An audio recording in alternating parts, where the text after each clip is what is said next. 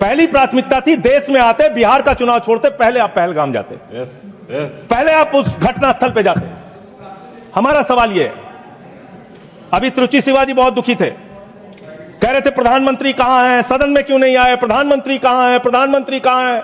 अरे शिवाजी वो अवतार है, इंसान नहीं है, वो अवतार है, कृपया भगवान है, अदृश्य। इधर देखें, अदृश्य नहीं, कल तमिलनाडु में ही थे अभी सर नॉन बायोलॉजिकल सर ये बड़े परेशान है कि प्रधानमंत्री जी सदन में नहीं आए। प्रधानमंत्री जी अवतार हैं, वो अदृश्य रह के भी कहीं मौजूद हो सकते हैं, उनको आना नहीं होता शारीरिक रूप से, वो प्रकट हो जाते हैं, प्रकट हो जाते हैं, नॉन बायोलॉजिकल है सर वो। तो इसलिए प्रधानमंत्री कभी नहीं आते ऐसे मसलों पे। 18 घंटे काम करते हैं प्रधानमंत्री, लेकिन इतने गंभीर विषय पे दोनों सदनों के अंदर चर्चा हो रही है, 18 घंटे काम करने वाला प्रधानमंत्री 2 घंटे भी दोनों सदनों में क्यों नहीं है, यह सवाल हम लोग पूछना चाहते हैं। आपको इसका महत्व नहीं नजर आता? आपको कह रहे हैं आपकी बात सुनने के लिए नहीं आना चाहते, राजनाथ सिंह की बात सुनने आ जाते। ये लोग भी बकवास करते हैं। हम लोग जब बोले मत सुनो, भेज दो वापस, कम से कम अपने लोगों की तो सुनने आ जाओ। बकवास वो भी सुनने नहीं आते, बकवास बोला सर, बकवास अब नहीं, उन्होंने बोला हट जाएगा दोनों। जैसे आप उनका सुन ले वैसे मैंने उनका सुन लिया, मैंने उनका सुन लिया।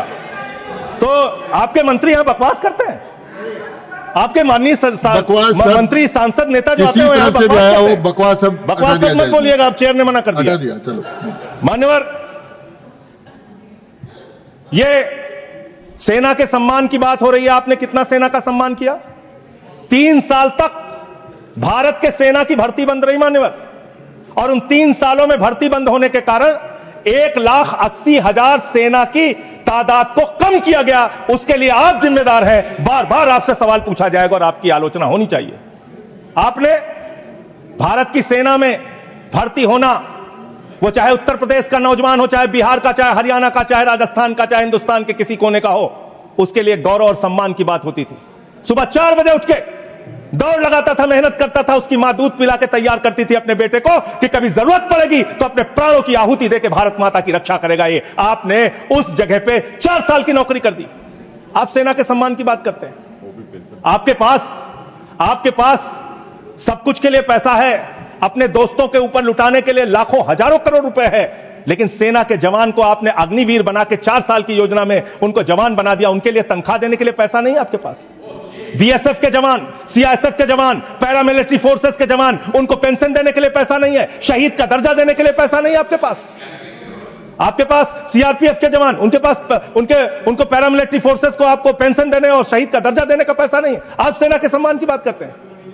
1947 से लेकर आज तक कांग्रेस पार्टी के जो कंसिस्टेंट पॉलिसी है, वो भारत को और भारत के सशस्त्र बल को सिस्टमैटिकली और डेलिबरेटली वीक करने का एक पॉलिसी है। इसका उदाहरण मैं देना चाहता हूं। At the very beginning of our independence, at the dawn of this nation as an independent country, Pandit Nehru ji की एक स्टेटेड पॉलिसी थी कि भारत को आर्मी का जरूरत ही नहीं है। जनरल लॉकहार्ट के पास बैठते हैं और नेहरू जी बात ये बोलते हैं कि rubbish, total rubbish, no plans of modernisation of army is required, India का policy is ahimsa, we don't need the army, police will do its job. ये नेहरू जी की सरकार की स्टेटेड पॉलिसी थी। And this did not remain isolated in 1947 when A.K. Anthony ji was the defense minister. It was the stated policy. Madam, my party has allotted me 15 to 20 minutes time. Please give me the time given by my party. Madam, they had a deliberate policy of not building border infrastructure. और देश के army में जाति गणने का काम भी Congress party ने किया था। और मैं बैंगलोर से आता हूं, और बैंगलोर के HAL हो, DRDO हो, ऐसे कई सारे इंस्टीट्यूशंस को डेलिबरेटली इन लोगों ने वीकन किए थे। 10 साल पहले HAL के पास ऑर्डर बुक्स नहीं था, आज HAL के पास 1 लाख करोड़ रुपए से ज्यादा order books make in India के नरेंद्र मोदी जी के मेड इन इंडिया के कारण के वजह से है। It was a deliberate consistent strategy to weaken the armed forces. Madam, Rafale की बात हो रही थी। The country remembers how the leader of the opposition in an extremely irresponsible fashion, tried to derail the acquisition of the all-important Rafale, and they also tried to derail the acquisition of Tejas into the armed forces. If it was not for our Defense Minister Manohar Parrikar, today LCA Tejas would not have been a reality in this country. They had tried to kill all of these made in India defense projects. Madam, 3 साल पहले general Bipin Rawat ji ने एक बहुत महत्वपूर्ण कार्यक्रम में देश को बताया था that India should be ready to face a 2.5 front war. मैं आज इस देश को इस महत्वपूर्ण सदन से बताना चाहता हूं कि दिस 0.5 फ्रंट जो है वो कांग्रेस पार्टी और इसके इकोसिस्टम है जो भारत के अंदर से भारत को खोखला करने के लिए काम कर रहे हैं। और मैं बहुत जिम्मेदारी के साथ यह बात कह रहा हूं मैडम, और मैं तथ्य के साथ इसको प्रूव करूंगा। मैडम, आज कांग्रेस पार्टी ने टेररिज्म के बारे इतना बड़े बड़े बात कह रहे, बड़े बड़े बात, but what has been the consistent policy of Congress party towards terrorism? Madam, एक ही उदाहरण देना चाहता हूं।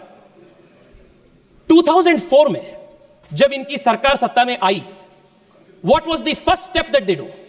It was to repeal the POTA act.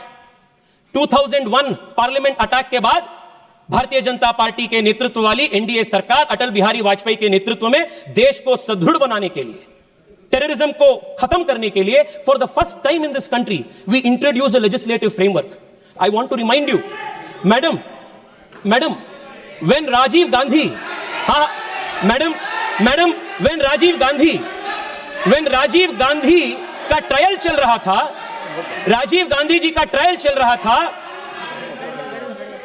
Madam, जब राजीव गांधी जी की डेथ की, टेररिस्ट से हुई डेथ की ट्रायल चल रहा था, trial court said we do not have exclusive terror legislations to prosecute. This was the state of affairs of this country. 2001 के बाद हमने पोटा कानून लागू की, पर आप सरकार में आते ही पहली चीज आपने पोटा को दुरुस्त किया, यू रिमूव पोटा।